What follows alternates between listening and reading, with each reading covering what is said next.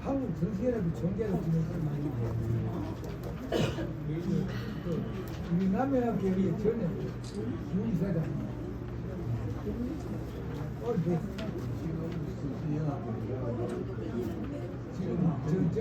지금 보면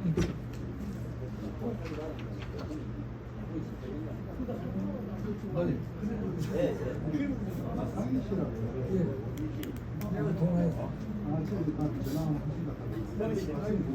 영화 쌤이 지금 회사에 갔다고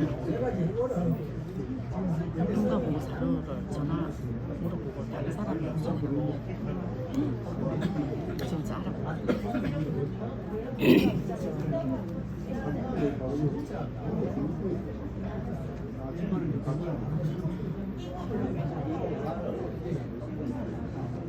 선생님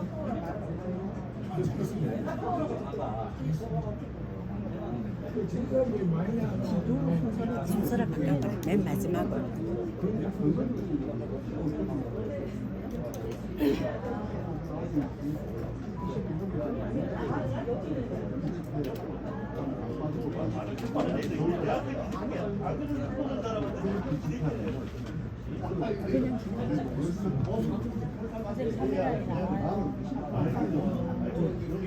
네, 남양학 부산연구원 학술대회 시작해 볼게요. 네, 모두 저를 집중해 주시고요. 감사합니다. 오늘 학술대회장이 폭염으로 무척 덥습니다. 그리고 이 건물 자체가 통으로 돼 있고 옆에 건물이 없어가지고 에어컨이 크게 역할을 제대로 못하고 있는 것 같아요. 거기에 대해서 양해 말씀을 드리고요. 저는 또 이렇게 생각합니다. 오늘 학술대회에 참석하신 발표자와 내빈과 또 여러 교수님들, 선생님들의 이 대단한 열기가 오히려 이 세미나장을 열기로 더 이렇게 뿜뿜하지 않았나 라고 생각을 하면서 저는 오늘 사회자로서 굉장히 기쁜 마음으로 시작해 보겠습니다. 네, 그럼 지금부터 사단법인 남양학 부산연구원이 주최하고 창녕도시 부산종회, 한국수사체연구원, 한국교육철학상담학회, 한국상담심리협회가 후원하는 2024년 남양학 부산연구원 학술대회를 시작하겠습니다. 네, 안녕하십니까? 저는 사회를 맡은 남양학 부산연구원 차옥년입니다. 인사드리겠습니다.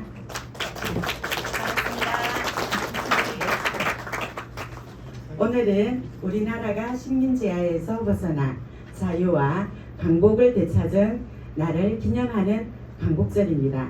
혹시 몇 해인 줄 아시나요? 네, 맞습니다. 79주년이 되었습니다. 예, 79주년을 맞은 강복절을 맞이하여 K철학의 뿌리인 남양학의 현대적 의미를 알아보는 학술대회를 열게 되어서 개인적으로 더욱 뜻깊은 날이 아닌가라고 생각을 합니다. 네, 본 행사는 3부로 나누었어요.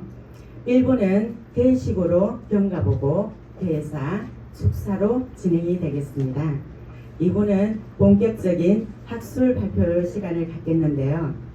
잠시 10시 40분부터 20분간은 휴식 시간을 갖고요. 11시부터 12시까지 남은 학술 발표와 총평을 듣도록 하겠습니다. 3부는 12시부터 오찬과 함께 즐거운 시간을 가지시면 되겠습니다. 식사 전에 아주 중요한 겁니다. 꼭 기억해 주십시오. 네, 기념사진 촬영이 있습니다. 네, 기념사진 촬영을 하고 식사를 하도록 하겠습니다. 네, 이상으로 행사 진행 과정을 간략히 말씀드렸고요. 그럼 진행에 앞서서 남양학 부산연구원 학술대회에 참석하셔서 자리를 빛내주신 내빈 소개가 있겠습니다. 한 분 한 분 큰 박수로 환영해 주시기 바랍니다. 남양학 부산연구원 정주호 고문님 참석하셨습니다.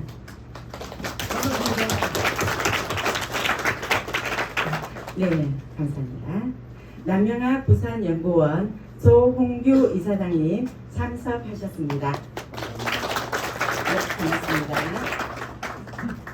창녕조씨 부산종회 조혜석 회장님 자리 함께 하셨습니다. 네, 반갑습니다. 한국수사체연구원 감성목 원장님 참석하셨습니다. 네, 오늘 회장님 너무 일찍 오셔가지고 감사드립니다.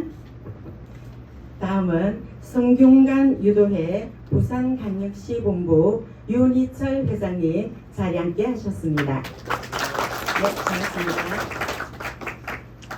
다음은 전 남양학 부산연구원이시며 한국성시연합회 전 총재이신 박순년님 참석하셨습니다. 네, 감사합니다. 다음은 국사편찬위원회 사료조사위원이신 송진모님 참석하셨습니다. 네, 기원드립니다. 다음은 한국정치학회 이사이며 MBC 문화방송 시사토크 앵커이신 조경건 교수님 참석하셨습니다. 네, 감사합니다.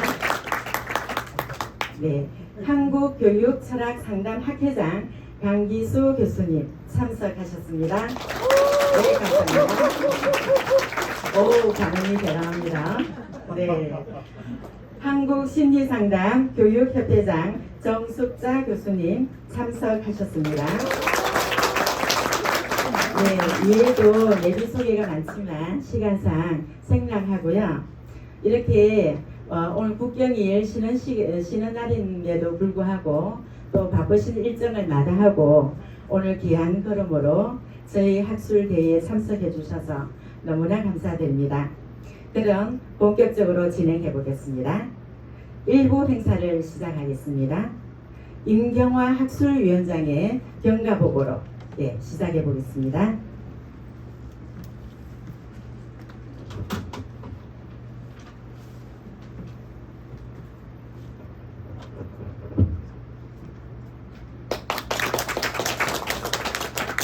반갑습니다. 저희 사단법인 남양학 연구원 경과보고를 하겠습니다. 감사합니다. 1991년 8월 2일 최재원 초대 원장님으로 취임하여 8월 24일 창립기념 학술대회를 개최하였고 남양학 부산 원보를 발간하여 활동하기 시작하였습니다.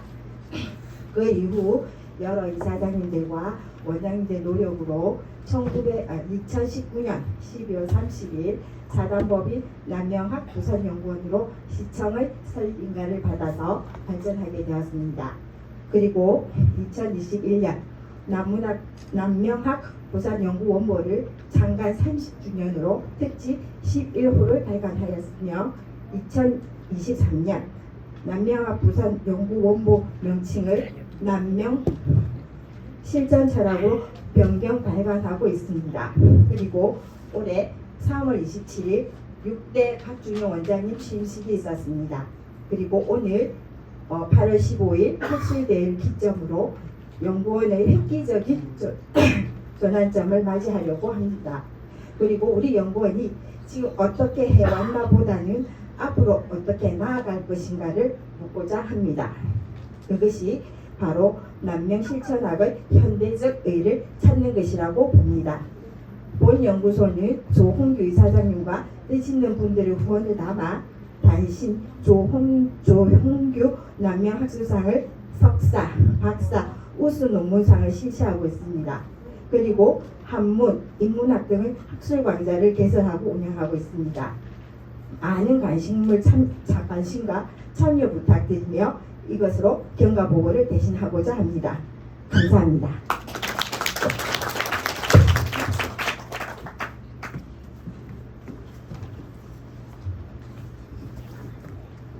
네, 임경화 학술위원장님 수고하셨습니다. 저는 그 논문 시상에 100만원 큰 돈이 욕심이 나는데 저는 자격 미달이고요. 여기 계신 교수님들 관심 많이 가져주시면 좋을 듯 합니다. 그럼 다음은 조홍규 남명학 부산연구원 이사장께서 인사 말씀을 하시겠습니다. 큰 박수로 단상 위로 모시겠습니다.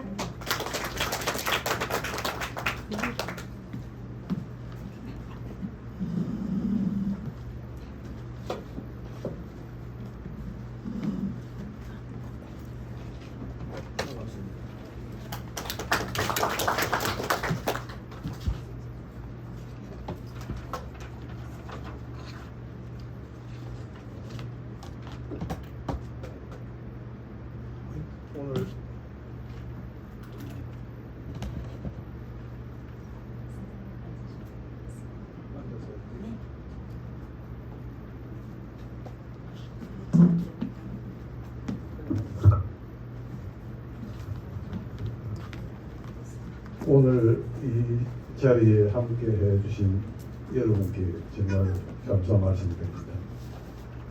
남매와 부산연구원은 개설된 지가 30년이 지났습니다. 그동안 이끌어주신 선배님, 회원 여러분께 존경과 감사의 말씀을 드립니다. 그동안 어려움도 있었지만 모든 걸 이겨내고 사단법인으로 등록하였고 새로운 도약을 위하여 세계적인 학문 지평을 넓혀서 오늘 이 자리를 마련하게 되었습니다. 500년 전 명종시대의 부유한 사회와 고달픈 백성의 삶을 배경으로 한 최초의 한글 소설 홍길동전 임꺽정전을 보시면은 얼마나 부패한 나라였는지 상상이 가실 겁니다. 남명 선생은 이 시대가 나라가 망하든지 외침을 받든지 그런 위험이 도사리고 있는 시기에 생활하신 남명 선생이 이를 극복하기 위하여 최선의 삶의 목표였으나 사야 됩니다. 그 극복한 방법은 민주, 국방, 교육 철학 등 민족이 살아가는 데 필요한 자산으로 생각하시고 스스로 공부하고 또 제자를 양성하셨습니다. 왕건 시대에 백성이 나라의 주인이라는 뜻의 문학 작품을 만드시는데 그 미남부라는 제목을 달고 그 내용을 보면 백성은 물이요 왕은 배이다. 바닷물은 배를 물 위에 띄우기도 하지만 성난 파도는 배를 뒤엎어버리기도 한다. 이러한 내용입니다. 이런 그 경과를 보면은 인간이 함께 살아가는 가장 좋은 방법은 서로를 배려하고 존중하며 올곧게 행동하는 것이라고 봅니다. 객관적인 시각으로 보고 양심적인 심선을 가지고 사물과 사건을 판단하고 그리고 행동하는 것이야말로 정의롭고 공정한 사회가 된다고 하셨습니다. 이것이 경의 사상입니다. 우리 사회의 지향점이 되고 국가 발전의 디딤돌이 되기를 기원하면서 인사에 가름합니다. 감사합니다.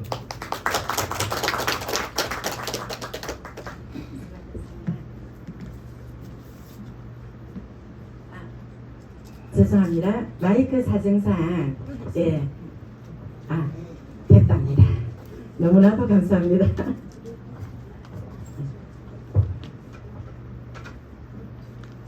그럼 저는 제자리로 오겠습니다.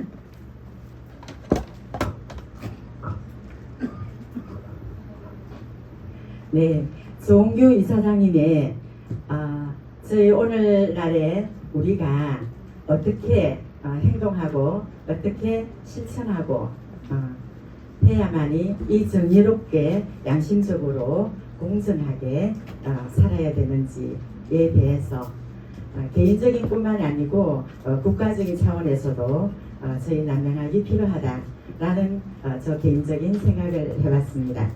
네, 수고하셨습니다. 이어서 조혜석 창녕도시 부산종 회장께서 축사가 있겠습니다. 큰 박수로 모시겠습니다.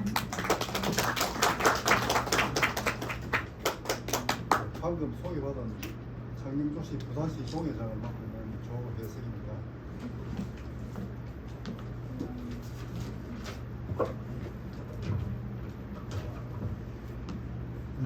먼저 사단법인 남명학 부산연구원의 2024년도 학술대회의 개최를 축하드리고 환영합니다. 장영조씨 부산광역시종에는 우리 집안 선조이신 남명조식 선생의 학문과 사상이 그동안 다른 유학자들에 비해서 제대로 알려지거나 펼쳐지지 못해 안타깝게 여겨왔는데, 다행히도 진주 경상대학교에 설치되어 있는 남명학연구소와 경남 산청군의 선비문화연구원 등을 통해 연구와 선양이 이루어지고 있는 것으로 알고 있습니다. 또한 40여 년 전 이곳 부산에서도 남명학 부산연구원을 개성하여 남명정신을 고양하고 실천하는 등 그 맥락을 이어오고 있음은 자랑스럽게 생각합니다. 이와 더불어 작고하신 조혜식 그리고 조규달 전 이사장님과 조신호 사무장님이 뜻있는 분들을 규합하여 전임 박태신 정주호 원장님 등과 함께 열악한 여건 속에서도 부산연구원을 지탱하여 오던 중 현 조형구 이사장님을 중심으로 박준영 원장님과 함께 부산연구원을 사단법인으로 탈바꿈하여 한 단계 발전을 이루었고, 드디어 오늘 첫 학술대회를 개최하게 되었다고 들었습니다. 험난한 여건 속에서 남명사상의 경의 정신을 연구하고 널리 선양하여 우리 민족의 올고전 정신을 개성하고자 애써온 사단법인 남명학 부산연구원 회원과 관계자 여러분의 노고와 희생에 존경과 감사하다는 말씀을 드립니다. 아울러 저희 장영조씨 부산광역시종회에서도 가능한 범위에서 참여와 협력할 방법도 강구해 보겠습니다. 남명정신은 지행 합의를 중시하는 것으로 알고 있는데, 이제 사단법인 남명학 부산연구원이 또 다른 발전을 위하여 현대 사회에 적응할 수 있는 남명 실천 철학을 이러한 학술대회를 통해 검증하고 이를 젊은 세대 국민들에게 적용하여 실천할 수 있게 되기를 진심으로 기대합니다. 다시 한 번 더 학술대회를 축하하며 사단법인 남명학 부산연구원의 무궁한 발전을 기원합니다. 감사합니다. 네, 조혜철 회장님 감사합니다. 오늘 저희 학술대회를 이렇게 적극적으로 환영해 주셔서 너무 감사드리고요. 남명조씨 선생의 실천 철학을 저희 부산연구원에서 잘 연구하고 잘 받들어서 우리나라의 K철학의 일걸음이 되도록 하기 노력하겠습니다. 저도 한 역할을 하도록 애를 쓰겠습니다.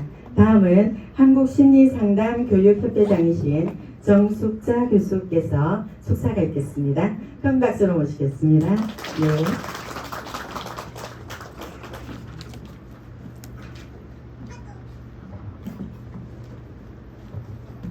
자료는 PPT로 되어 있으니까 화면을 봐주시기 바랍니다.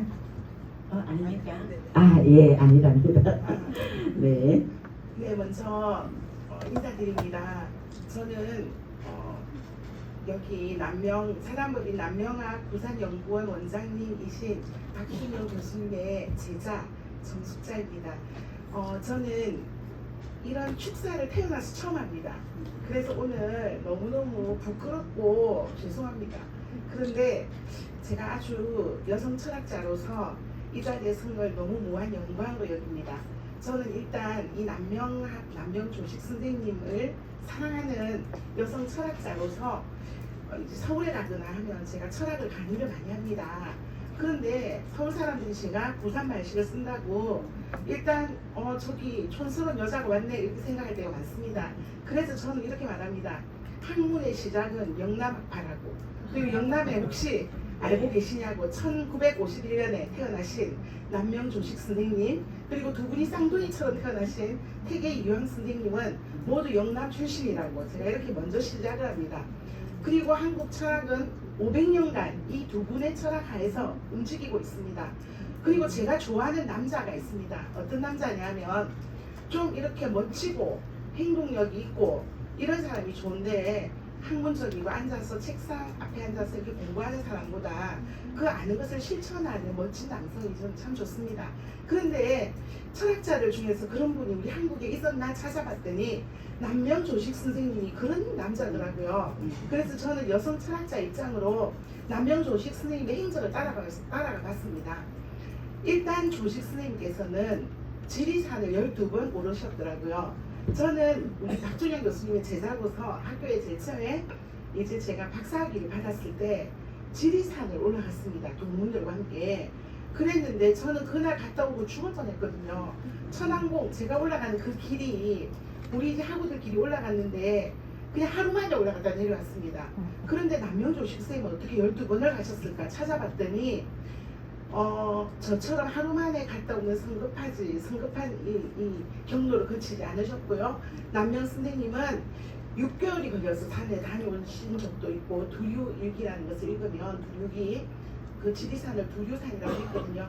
읽으면 어떤 날은 섬진강 줄기를 따라 배를 타고 올라가신 적도 있고요. 남해 쪽으로 둘러서 배를 타고 또 올라가신 적도 있더라고요. 아주 천천히 올라가면서 6개월 동안 사신 적도 있고요. 이렇게 해서 그의 일생 동안 12번의 지리산행을 했더라고요. 그리고 와이프를 사랑한 것 같아요. 김해에서 저는 김해 출신입니다. 김해 여고 출신이거든요. 그런데 김해 가면 아주 큰 산이 있습니다. 신어산이라고 하는 산이 있는데 그 신어산 그 아래다가 산자 바다 해자 산처럼 높고 바다처럼 깊어라 이렇게 해서 산의 정이라는 정자를 지으시고 그곳에서 15년간 나라에서 벼슬을 주겠다 학문을 해라 올라오너라 해도 서울에서 내려오셔서 그 고향 그 와이프의 고향인 부인의 고향인 김해에서 많은 제자들을 가르치면서 그곳에서 산해정을 지으셔서 학문을 하셨습니다. 그곳에서 학문을 하시는 동안도 우리 조식 선생님은 어떻게 하셨냐면 내가 알고 있는 모든 유학서적을 읽으리라 이러면서 굉장히 깊이 탐하셨다고 해요. 탐독하셨다고 해요. 저는 정부라는 학자를 찾아봤습니다. 정부는 이제 제가 정숙자이기 때문에 관심이 갔습니다. 그래서 이 학자를 찾아가 봤는데 이분이 선조대왕을 만나요. 선조왕을 만나서 선조가 묻더라고요. 우리나라에 지금 2명의 학자가 있다. 한 명은 태계고 한 명은 남명이라는 자가 있는데 그들은 교육을 어떻게 하느냐 이렇게 물었더라고요. 그래서 저는 그 문구가 너무 마음에 들어서 제가 적었거든요. 여기 멋지게 적었지만 제가 이렇게 읽으면 안 될 것 같아서 이렇게 했더라고요. 뭐라고 말하냐면 저는 이제 여기 교육 철학을 전공하고 학생들을 가르치고 있는 입장에서 어떻게 선생님이 학생들을 가르치는가가 참 궁금하더라고요. 그래서 우리 남명 선생님이 어떻게 가르쳐주셨나 봤더니 왕이요 저 남명이란 자는 성정이 엄정하고 신묘하고 기운이 대단하고 초연이 자득하다. 그리고 우뚝 서서 자기 길을 가는 아주 상남자 기질이 있는 사람이다. 그런데 그 사람은 학문을 가르치지 않는다 이렇게 하는 거예요. 학문을 가르치지 않고 배우는 사람 요령으로 그냥 네가 알아서 해라 이렇게 한다는 거죠. 근데 태계 이왕쌤 어떠냐를 물었더니 이 선생님은 도량이 넓고 부드럽고 아주 순수하고 깊이 있고 하나하나 읽으면서 가르쳤다는 거예요. 그래서 저는 생각을 해봤습니다. 학문이란 게 과연 어떤 것인지. 제가 생각할 때 우리 남명 선생님은 소크라테스과인 것 같습니다. 스스로 생각하고 스스로 깨닫고 신묘하고 그런 것들이 가득했던 것 같습니다. 오늘 우리 철학학교에서 내주신 책 3페이지에 보면 성성자라는 3페이지에 원두화가 2개가 나와 있더라고요. 여러분이 가지고 계신 책에 거기 보면 성성자라는 방울과 그리고 또 이제 경이검이라는 칼이 이렇게 그림으로 나타나 있습니다. 우리 남명 조식생께서는 깨달음이 굉장히 많고 깊이가 있고 이렇게 하셨는데 그것을 자꾸만 우리도 공부하다 보면 놓치게 됩니다. 그때마다 이 방울 소리, 성성자라는 방울 소리를 딸랑딸랑 울릴 때마다 마음을 다시 잡고 깨달았다고 해요.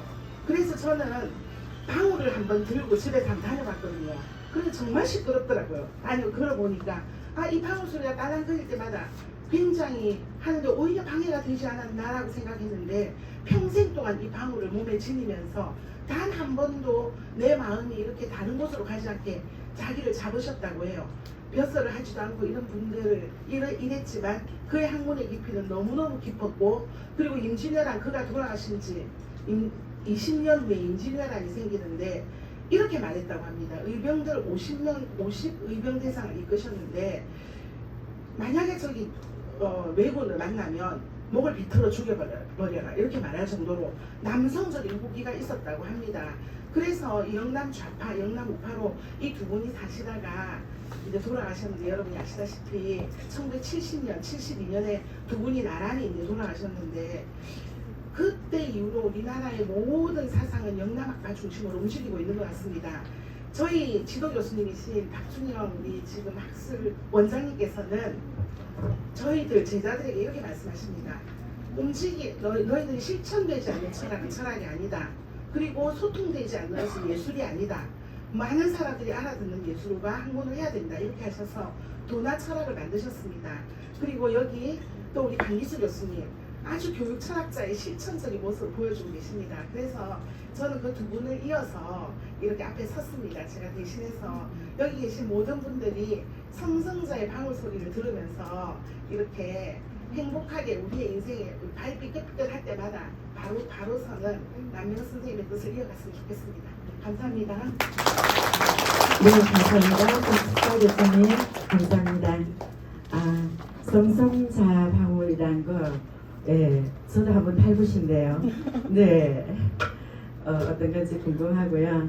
우리 남영 소식 선생의 이 올곧은 철학을 저희가 잘 상기하도록 노력을 하겠습니다.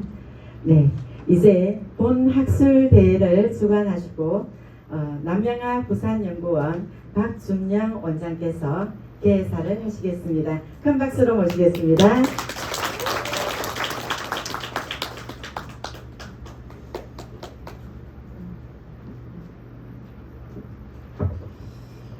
네, 저 앞에 저 제자가 훌륭한 말씀에서 제가 할 말이 없습니다. 다시 한번 사회자께서 말씀 올렸지만은 오늘 이 자리를 빛내기 위해서 여러 가지로 많은 후원과 또 오늘 관심을 가져주셔가지고 이 모든 분들에게 다시 한번 깊은 감사의 말씀 올리고요. 특히 오늘 네 분의 발표자께서 귀중한 연구 내용을 발표하기 위해서 감사의 말씀을 올립니다. 제가 이제 개사는 미리 여러분들에게 드렸습니다. 그래서 개사를 그대로 말씀 올리기보다는 그냥 제가 좀 익숙한 걸 좀 싫어하기 때문에 똑같은 걸 다시 하는 걸 제일 싫어하기 때문에 제가 좀 다른 말씀을 오늘 드리려고 합니다. 여러분들 그 영화 친구란 영화 있죠? 그 뭐 내가 네 시다바리가 이 뜻이죠. 그 대사 있죠. 저는 이 연구원의 원장을 맡은 것이 가장 낮은 시다바리가 되겠습니다. 제가 여러분들의 시다바리가 되겠습니다. 또 하나는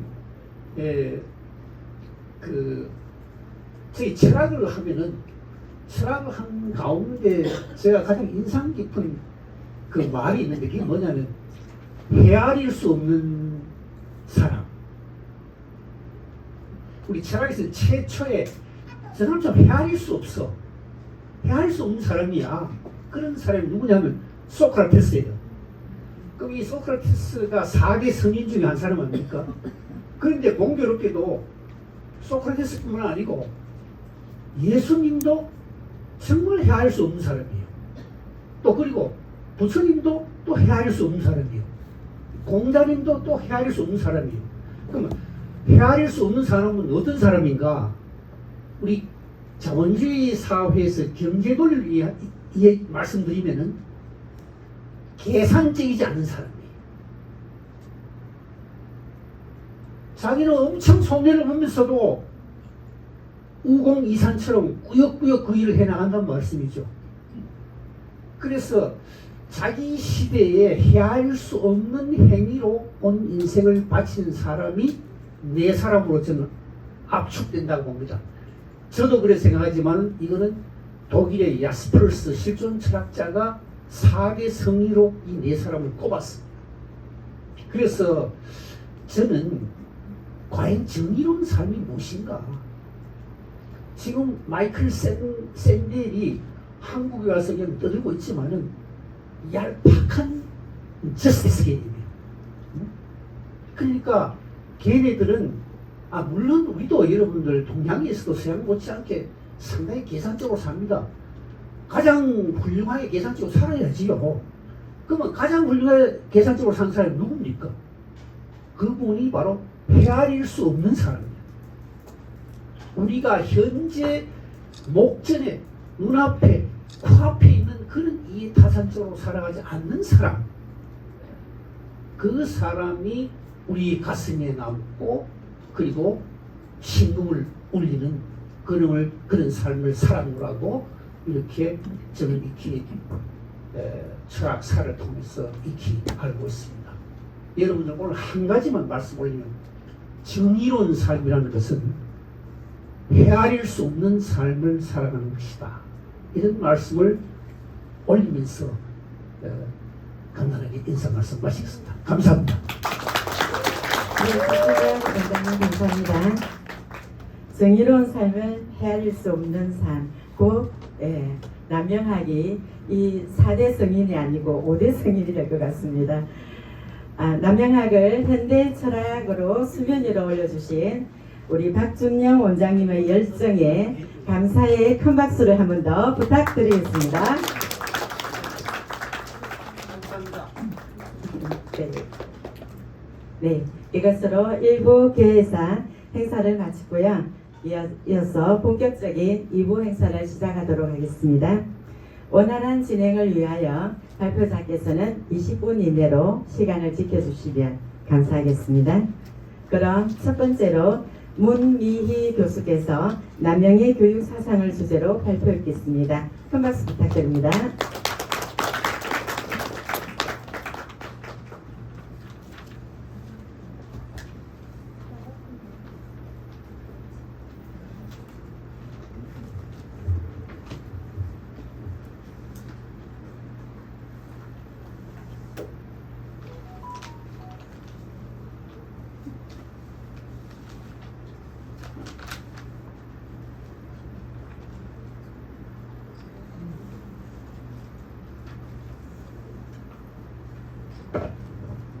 안녕하십니까. 저는 영진전문대 유아교육과에 근무하고 있는 문미희라고 합니다.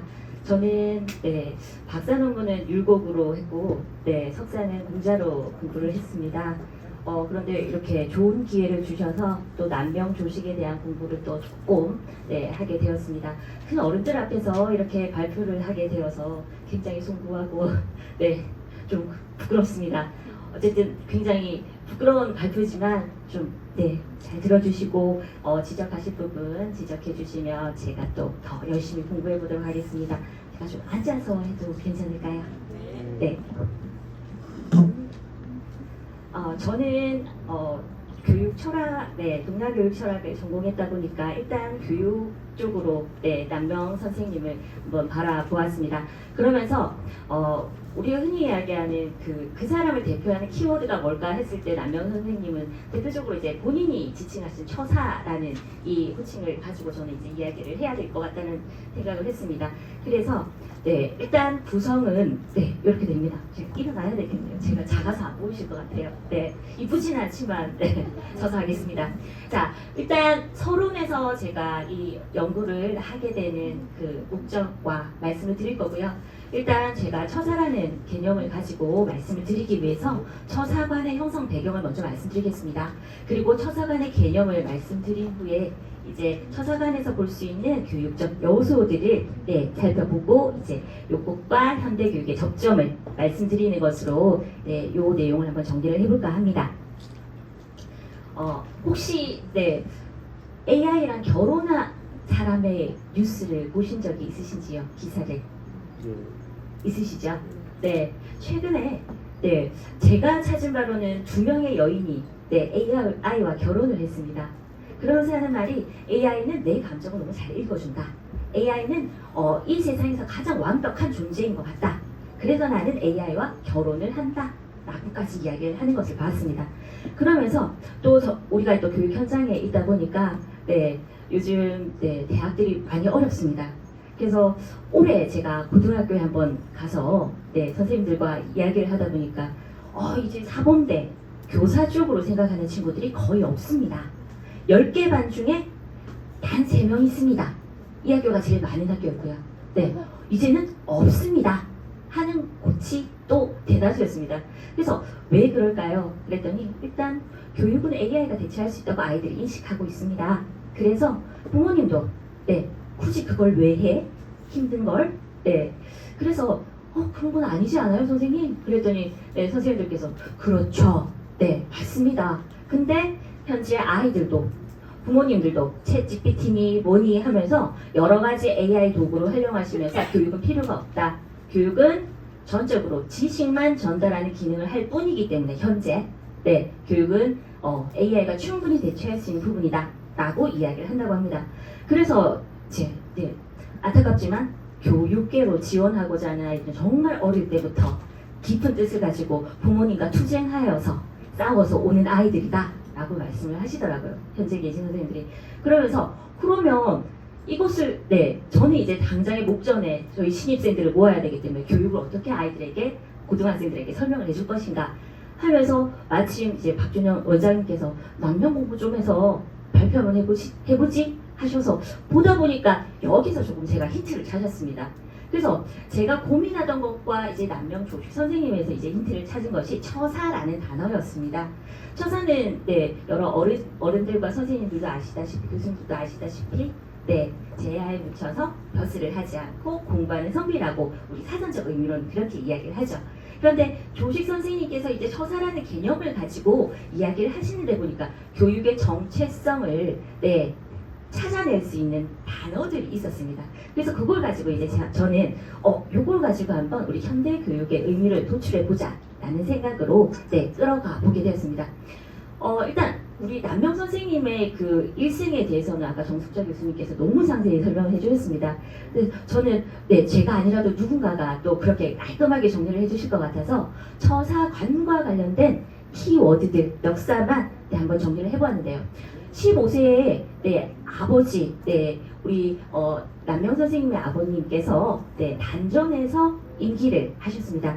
그곳에서 지내면서 네, 여러 훌륭한 친구분들, 네, 성문 선생님도 만났고 그러면서 여기에서 굉장히 박학다식한 우리 흔히 말하는 이 시대 때는 성리학이 아니면 다 이단이라고 하는데도 불구하고 네, 제자백과라든지 천문지리 의학 심지어 병법까지도 익히는 네, 그런 경험을 했고 또 네, 선생님의 그 기록에 보니까 여기에서 이제 백성들의 공공한 생활을 직접 나가서 면밀하게 관찰하는 밀착 관찰하는 경험을 통해서 나 과거 시험 쳐서 성공해야지 그 꿈이 약간 흔들렸다라고 하시더라고요. 그리고 나서 네, 이제 19세 때 굉장히 큰 사건이 일어나지 않습니까? 기묘사화로 네, 본인이 굉장히 존경하던 숙부님께서 네, 조광조와 연루되었다고 희생되셨고 아버지, 본인이 또 가장 존경하는 아버님이 조언영 선생님께서 네, 또 낙향하시는 이런 가족에 대해 큰 희생을 겪으면서 이 공부가 과연 맞나? 라는 네, 의문을 가지시게 되셨죠.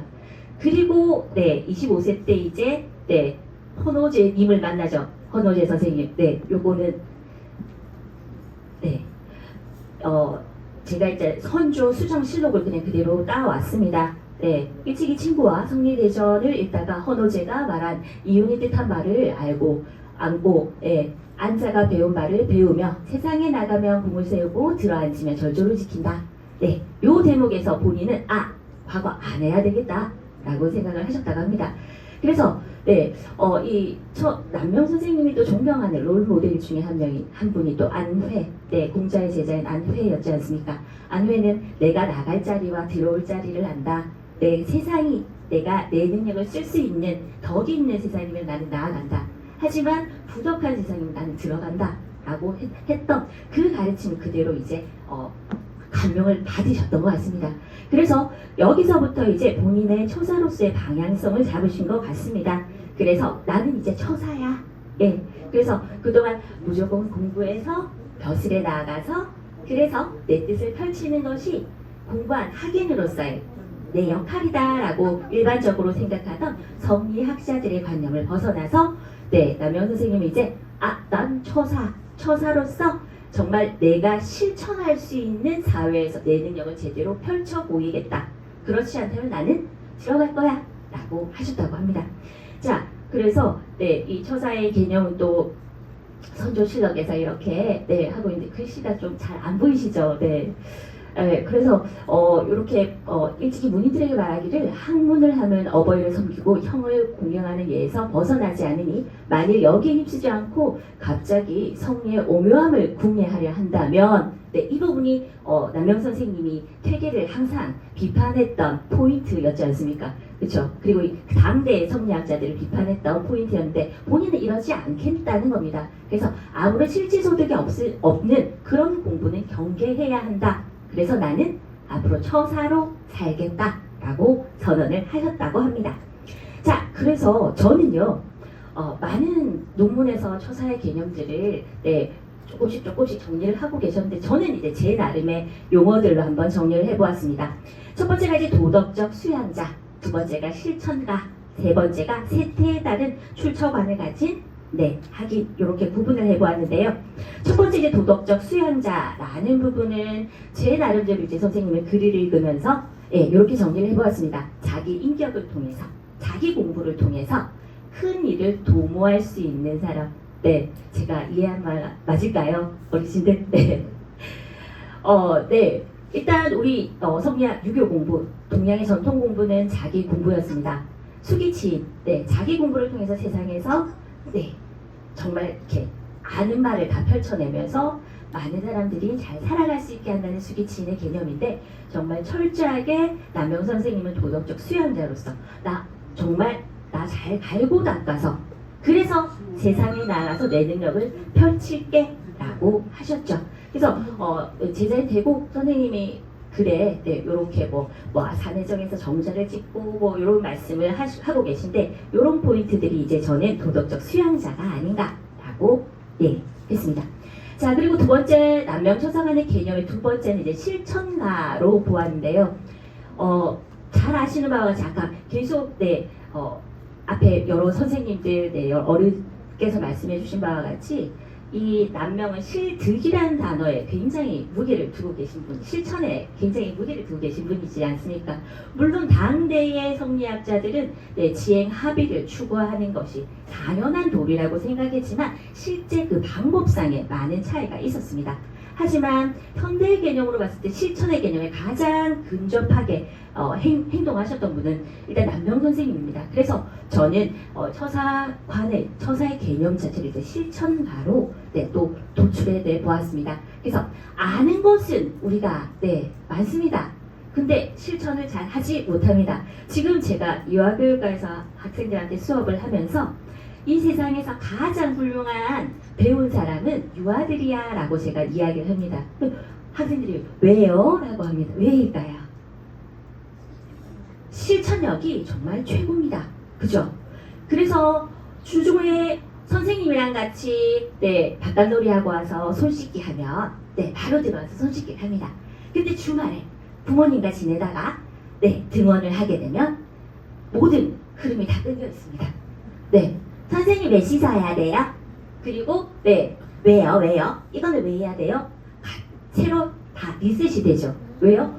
롤 모델인 부모님이 실천하신 바대로 그대로 하다 보니까, 그죠? 그런데 제가 보기엔 남영 선생님은 우리 유아들과 같이 굉장히 순수한 실천가셨던 것 같습니다. 그래서 선조실록에도 보면 남영 선생님은 재주와 기상이 뛰어났는데 독실한 실천과 평범한 실상을 보고서 의문이 이런 단어들이 항상 남명 선생님을 설명하는데 실천이란 단어, 근데 실천이란 단어도 그냥 실천이 아니라 항상 독실한 실천이라는 형용사가 수식어가 항상 붙어 있었습니다. 그리고 이제 세 번째는 세태에 따른 출처관을 가진 학인인데요. 이 남명 선생님께서는 남명집의 언강론 보면 언자중을 존경한다, 도를 추구하는 사람이다 라고 이야기를 하면서 그가 이야기하는 바가 뭐냐면 패도인 시대에는 왕자르는 나아가지 않았다 세상에. 그런데 나는 그 사람을 10분 이해한다 라고 이야기를 하고 있습니다. 그래서 왕도 시대는 내가 대인으로서 나아가서 내가 아는 바를 실천하고 하는 것이 맞다. 하지만 이 패도의 시대에 내가 아는 것을 써먹겠다고 나가는 것, 이것은 정말 큰 죄악일 수 있다 라고까지 이야기를 하시는 것 같습니다. 그래서 세대 다른 출처간을도 처사간의 개념으로 저는 보고 있습니다. 자, 그래서 이 처사간을 바탕으로 해서 제가 세 가지 교육적 요소를 한번 도출해 보았습니다. 첫 번째가 이제 도덕적 실천인데요. 우리가 실천이라는 것은 그냥 뭐 할 수 있지 라고 하지만 앞에 도덕적이라는 수식어가 붙었을 때는 굉장한 중압감이 옵니다. 그러나 특히 요즘 학생들이 문제를 보게 되면 학폭이라든지 또 학폭도 요즘 굉장히 잔인해졌습니다. 정서폭력 SNS나 갖가지 흔적 몸에 상흔이 남지 않는 여러 잔인한 방법들로 친구들의 정서를 죽이는 그런 범죄들을 많이 저지르는데요. 이 도덕적 실천이라는 것이 현대 사회에 굉장히 요구되는 바고, 그래서 우리가 교육과정이나 모든 부분에서 개정을 할 때 항상 인성교육이니 뭐니가 항상 모든 교과에 다 들어가고 있지 않습니까? 그래서 이런 도덕적 실천이라는 부분을 가지고 먼저 교육적 요소를 뽑아내봤고요. 그리고 두 번째는 이제 자아성찰과 자기주도 학습. 아까 정수대 교수님께서 말씀하신 것처럼 자득해야 된다. 나는 가르치지 않는다. 그래서 기본적으로 남명 선생님은 내가 스스로 깨닫는 자아성찰과 내가 주도하는 공부, 이것이 정말 내 공부가 된다. 그게 결국에는 지행합일의 실천으로 이어질 수 있다라고 이야기를 합니다. 자, 그리고 이제 사회적 책임 부분인데요. 우리가 배운 자로서 우리 어른들이 하시는 말씀으로서 배운 사람이 왜 저래? 라는 말씀 굉장히 많이 하십니다. 배운 사람에게 기대하는 바는요, 도덕적인 것, 그리고 기타 모든 면에서 모범적이어야 됩니다. 그런데 그렇지 못한 사회를 살고 계셨다 보니까 이 처사관에서는 이제 사회적 책임이라는 부분을 도출해 낼 수 있을 것 같습니다. 제가 요거는 구체적인 내용을 가지고 조금 더 설명을 드려야 될 것 같은데요. 첫 번째가 이제 도덕적 실천, 아까 말씀을 드리다 말았습니다. 도덕적 실천은 이제 실천이 반드시 수반되는 학문을 강조를 했습니다. 그리고 이 덕성의 실천을 통해서 반드시 인격 수양이 돼야 된다. 공부한다고 지식을 쌓는다고 해서 무조건 학위는 아니라고 보았습니다. 그것이 흔히 말하는 도덕적 향기가 나는 학인이 되어야 된다는 이야기입니다. 그러면서 이 남명 선생님 가장 도덕적인 일을 그럼 뭐라고 정의해야 하느냐? 제 나름대로 찾아보다 보니 백성을 구하는 것, 백성을 위하는 것, 이것이 가장 도덕적이라고 보신 것 같습니다. 그리고 이제 두 번째 요소를 이제 자아성찰과 자기주도 학습이란 부분인데, 아까 성성자 말씀도 하셨고 경의검 말씀도 하셨습니다. 또 그 외에도 이제 신독이라는 것도 있죠. 이 모든 단어들이 자기 수양과 관련된 것들입니다. 그래서 기본적으로 남명 선생님은 초반에는 성리학에 깊이 심취하셨지만 많은 일련의 사건들을 겪으시면서 선진유학으로 방향을 트셨습니다. 그래서 우리 선진유학에서는 단순하게 수기치인이라는 것이 내가 배운 것을 나아가서 실천하고 벼슬에 나와서 큰 일을 하고가 아니죠. 선진유학에서는 공자의 말씀처럼 내가 나아갈 때와 들어올 때를 잘 아는 것도 하기에 굉장히 중요한 기준 중에 하나입니다. 내가 나아가서 내가 배운 덕을 실천할 수 있을 때는 내가 나아가는 게 맞습니다. 근데 내가 나아가서 내 덕을 실천할 수 없는 부덕의 사회에서 내가 나아가 있는 건 나는 학인으로서의 기본 자세가 안 되어 있는 거죠. 그래서 이런 선진유학의 수기치인을 추구했던 부분, 그리고 이제 사회적 책임.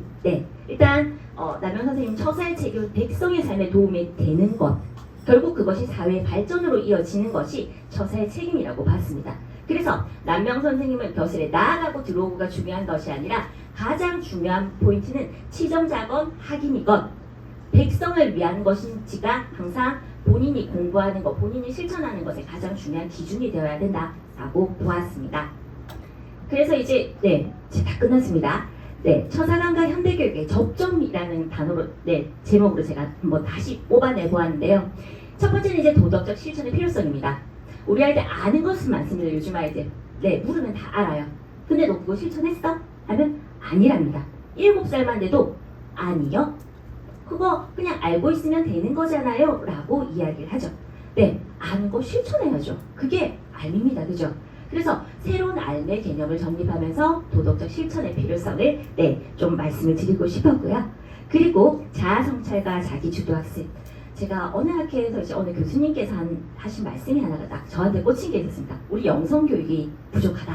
네, 영성이라고 하면 이제 종교적인 의미로 흔히 이해하기가 쉬운데 그 교수님께서 이런 부연 설명하셨습니다. 뭐라고 하셨냐면 영성이라는 것은 나를 살피고 나를 돌아보는 것이다.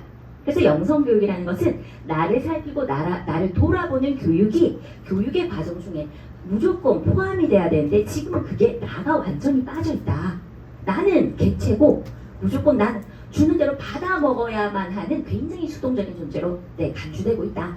그래서 이 자아성찰이라는 것이 그냥 이야기했을 때는 되게 옛날 개념이야 라고 하지만 나를 돌아보고 나를 살피고 하는 교육이라는 용어로 전환했을 때는 전 이해가 좀 쉽더라고요.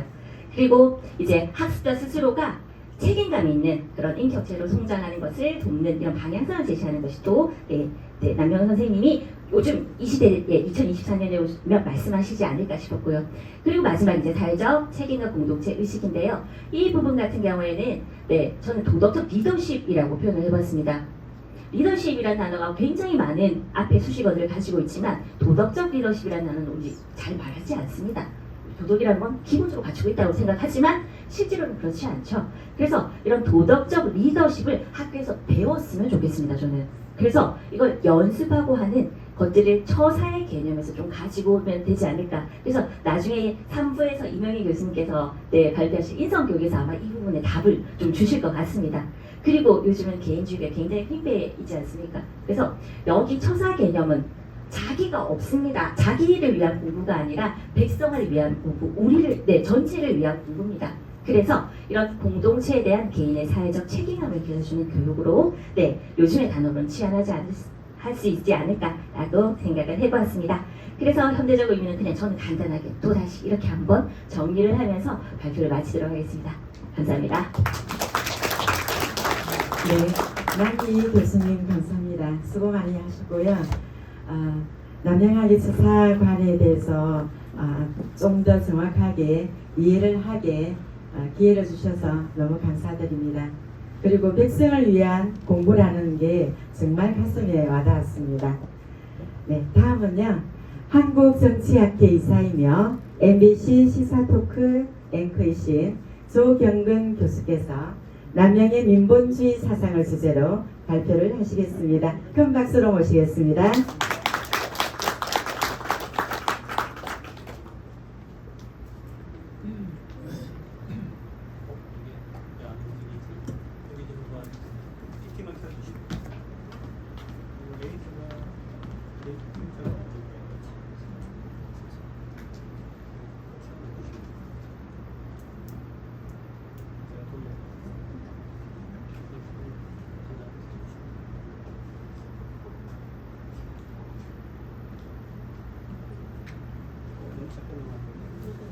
크게 나왔어요.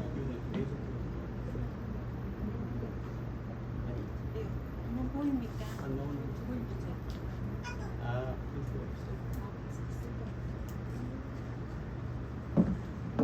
레이저 포인트가 있습니다. 아니요.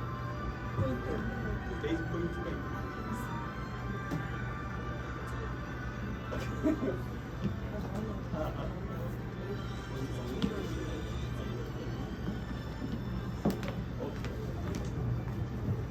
예, 와, 소리가. 여러분, 만나 뵙게 돼서 정말 반갑고요. 또 영광입니다. 이렇게 귀하신 분들 앞에서 남명 할아버지 얘기를 하게 돼서 너무 기쁩니다. 네. 그리고 특별히 초대해 주신 우리 지평구, 특히 대학에 있는 동안에 형 동생처럼 지낸 우리 박준영 형님에게도 감사하다는 말씀을 드리고요. 저는 대학에서 정치학을 40년 가르쳤습니다. 고려대학에서 시작해서 경성대학에서 2022년에 정년을 했습니다. 그리고 지금은 아까 소개해 주신 것처럼 3년째 부산 MBC의 시사 포커스인이라고 하는 일요일 아침 9시 하는 방송에 앵커를 하고 있습니다. 이게 갑자기 이렇게 돌아가 있네요. 잠깐만요. 네. 제가 2주 전에 방송 때문에 목요일 날 부탁을 해서 녹화를 하고 금요일 날 비행기를 타고 LA를 갔다가 다시 그 다음 날은 그 다음 주는 목요일 날 비행기를 타고 부산에 도착해서 금요일 날 녹화를 하고 아직도 좀 멍합니다. 그래가지고 손주 보러 갔다 왔습니다. 근데 이제 부산에서 택시를 타고 부산역으로 사실 이게 빨리 공항이 생겨야 되는 게요.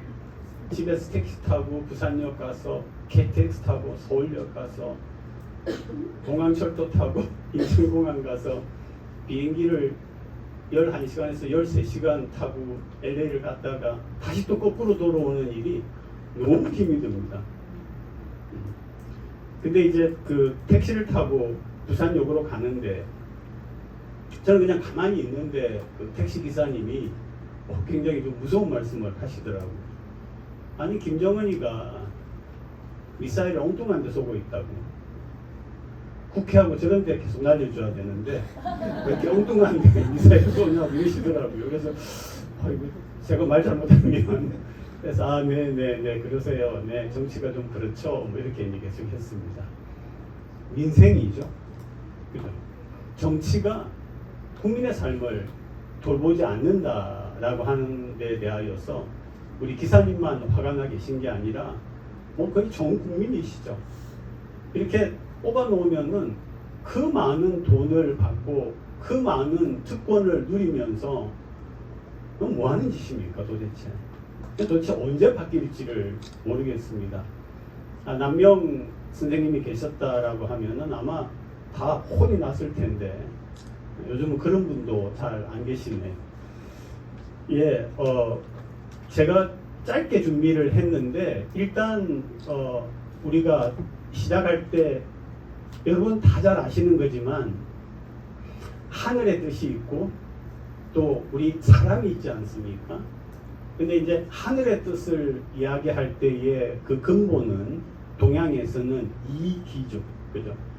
이기. 그래서 이기 이론론도 있고 이기 이원론도 있고요. 이기가 있고요. 그 다음에 그게 인간 차원에 와서는 성정입니다. 성정.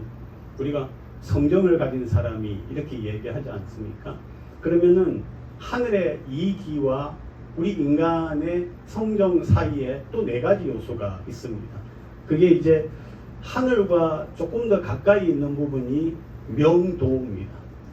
하늘의 명, 천명이고 인간이 지켜야 되는 도리를 하늘이 내리는 거고 그래서 명도라고 하는 게 있고요. 그 다음에 인간의 실천적인 차원에서는 경의가 있죠. 그래서 그 우리 남명 선생님도 허리에 찬 칼에다가 경이라고 새기고 다니신 것도 그렇습니다. 그래서 이게 지금 제가 말씀드린 8가지 요소가 남명 철학의 기본의 뼈대고요. 그 뼈대 속에 내용이 이렇게 들어 있는 겁니다. 그런데 이것의 구성은 남명 선생님의 여러 문헌 속에서 조금 자유롭게 어떤 때는 이렇게 연결시켰고 어떤 때는 저렇게 연결시켜서 확정된 것이 되게 없다라고 보시고 그렇게 아마 문헌을 보시면 좋을 것 같습니다.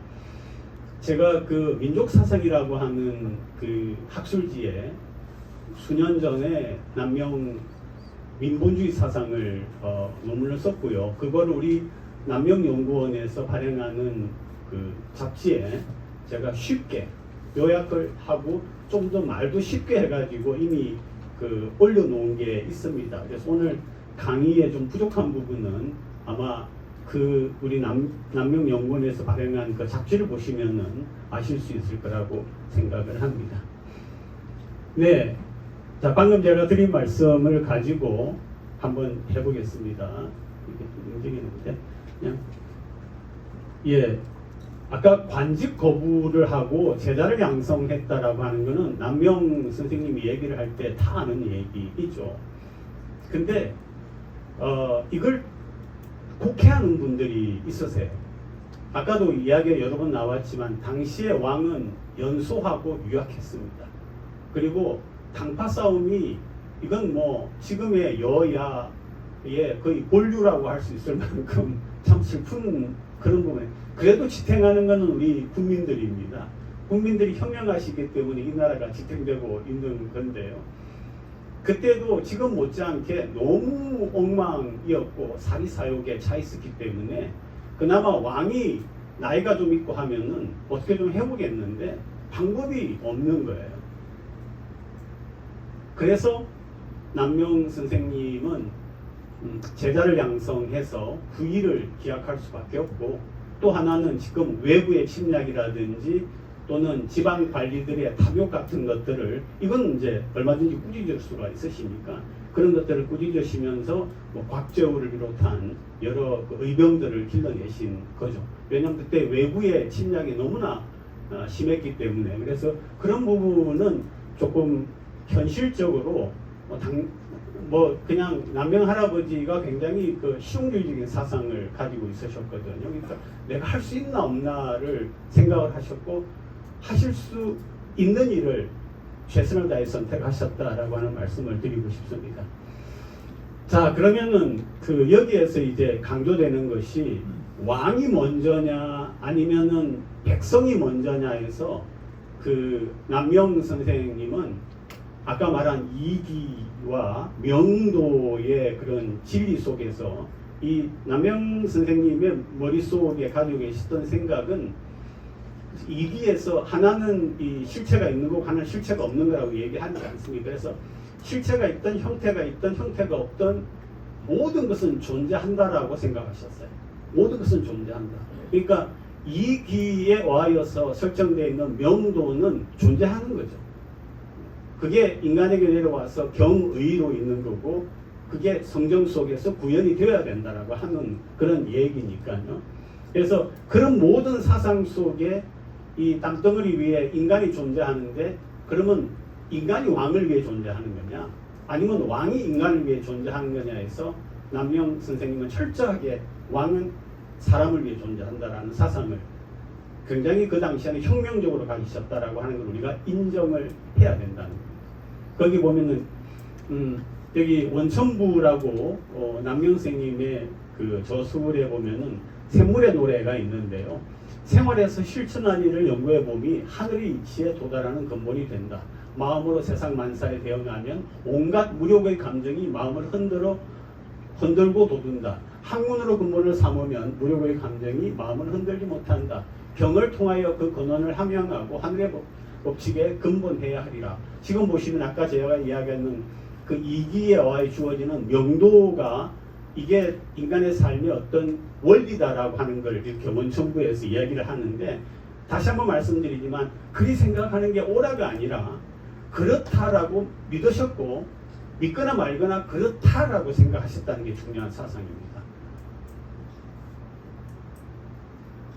그 다음에 이제 역시 또 본체론인데요. 본체론이라고 하는 것은 우리가 말하는 경험론이나 아니면 규범론을 넘어서는 겁니다. 다시 한번 말씀드리지만 원천이 있듯이 본체라는 겁니다. 그거 자체가. 그래서 남명 선생님의 강조는 네가 그렇게 생각하든 보지 못하든 믿지 않든 상관없이 그렇다라고, 그게 존재한다라고 하는 게 남명 사상의 근본입니다. 그래서 본체를 보면은 보이든 보이지 않든 인식하든 못하든 본체든 작용이든 이기, 도, 성정 등의 모든 것은 실제로 존재하는 것임을 강조하고 있습니다. 그리고 경험 영역의 기와 정뿐만 아니라 형이상학의 영역인 이와 성도 본체 자체이거나 혹은 그 실현의 형태로 존재하는 것이다라고 강조를 하십니다. 나아가서 이 요소들이 인간에게, 특히 이제 식견자들에게 천명을 준다라고 하는 거예요. 천명이라고 하는 건 바로 민본입니다. 그러니까 사람을 돌보라라고 하는 거죠. 그래서 본체의 뜻을 존재 그대로 깨닫고 실천하는 것이 정치의 목적이다라고 분명히 말씀을 하셨습니다. 그리고 그 정치의 목적은 바로 천명인데 민본이다라고 하는 겁니다. 오늘날에 소위 그 민본주의 내지는 인본주의를 강조하는 그 어떤 사상보다도 더 근본적이고 더 핵심적이고 더 철저한 민본 사상을 가지고 계셨다는 것을 다시 한번 강조를 드리겠습니다. 또 민안부 아까 언급을 한번 해주셨습니다. 앞에서 말씀하신 분이 민심의 향배에 나라의 안위가 달렸다는 겁니다. 그러니까 다시 말하면은 왕이 어떻게 하고 한 게 아니라 민심이 주체다라고 하는 걸 이야기하는 것이 바로 민안부인데요. 백성이 임금을 포함한 그 누구보다 근본이고 역사 변동의 주체이고 실제 주인이다라고 하는 사상을 담고 있는 것이 남명 선생님의 민안부라고 하는 저술입니다. 보면은 물이 배를 띄울 수도 엎을 수도 있고 백성이 임금을 추대할 수도 쫓아낼 수도 있다. 물을 떠나서 배가 움직일 수 없듯이 백성과의 관계를 떠나 임금은 존재할 수가 없다. 백성이 있으므로 임금이 있다라고 하는 것입니다. 같은 물이라도 고요할 때가 있고 성날 때가 있으며 백성들도 온순할 때가 있고 무서울 때가 있다. 그러므로 한 나라도 백성들에 의하여서 세워지기도 하고 멸망되기도 한다. 주인은 백성입니다. 국가를 형성하는 가장 중요한 요소가 바로 백성이다. 백성들의 마음을 얻느냐 얻지 못하느냐 하는 것이 국가의 존망을 결정하게 된다. 왕은 백성의 마음을 얻어야죠. 주인의 마음을 얻어야죠. 그러므로 백성의 마음을 얻는 쪽으로 정치를 하는 것이 지배 계급이 지킬 대원칙이다. 백성을 위한 정치를 펴나가면 백성들도 그 임금을 떠받들어 그 임금은 성군이 되고 그 나라는 융성한다라고 주장하셨습니다. 아니 주장이 아니라 그렇게 하늘로부터 받은 명을 적으신 거예요. 얼묘사직수호예. 그러면 아까 앞에서 나온 것처럼 저런 사상을 가진 분이 왜 현실 정치를 거부를 하셨느냐를 이야기하죠. 남명은 백성의 비참한 현실을 한탄했습니다.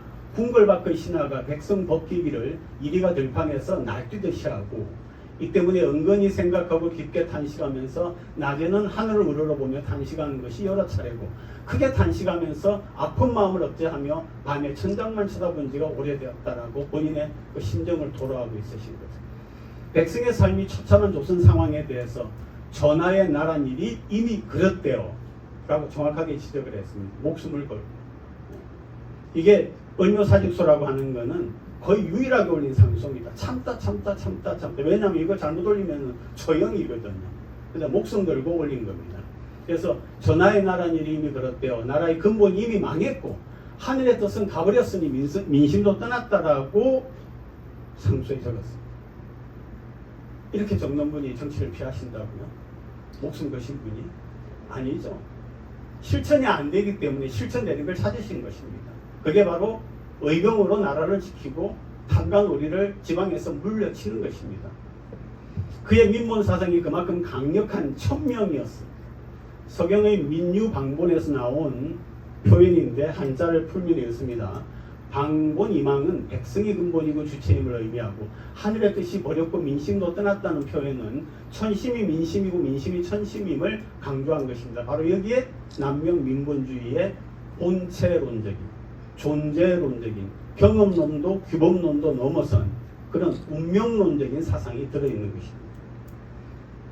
네, 결론입니다. 남명의 본체론적, 존재론적, 운명론적인 민본주의는 오늘날 우리가 배워야 됩니다. 우리 국민들도 그렇고 지금의 정치인들도 그렇습니다. 남명의 본체론적인 민주주의 구명은 여러 연계도식 중에 한 연계로만, 그러니까 아까 제가 말씀드린 것처럼 이기가 있고 성전이 있는데 중간에 명도가 있고 그 다음에 경의가 있다. 이게 연결되는 것은 여러 방식이 있습니다. 방식이 있는데 그 중에 하나를 말씀드리면 이, 성, 경어로 이어지는 본체론입니다. 자, 이는 우주본체 실체의 하나이고 또 이는 명으로 옵니다. 명령으로 오는 거죠. 그리고 이 이와 명 안에, 그러니까 하늘의 뜻과 인간에게 주는 명령 안에 백성이 주인공과 핵심으로 들어있다라고 하는 사실입니다. 그리고 경은 민본과 백성을 위한 실천으로 허리에 칼을 차고 다니실 때 거기에 새기셨던 거죠. 허리에 차고 다닌 칼에 새겨져 있습니다. 즉 남명은 우주본체의 주요 실체인 민본주의를 자신의 천명으로 여겨 허리에 차고 다니며 실천하고 왕을 일깨우며 제자들을 가르쳤던 것입니다. 그래서 아까 제가 말씀드린 우리 택시 기사님 그 말씀이 옳죠. 저도 그렇게 말하고 싶은데 그렇게 말하면 안 되는 처지에 있어가지고 여기 계시는 우리 남명 할아버지를 생각하시는 귀하신 분들도 남명 선생님이 가지고 있던 백성주의입니다.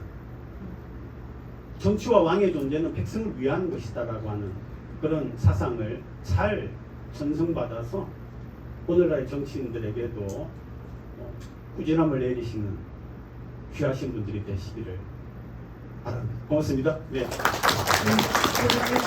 감사합니다. 마지막 말씀 정말 가슴 깊이 새기고 저희들도 이 남명학을 공부를 하지만 교수님 말씀대로 정말 우리나라 정치인들이 이 공부를 해야 되지 않겠나.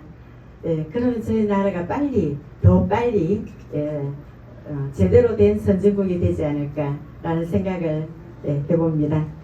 네, 그동안 수고하셨고요. 잠시 휴식 시간 갖도록 하겠습니다. 11시까지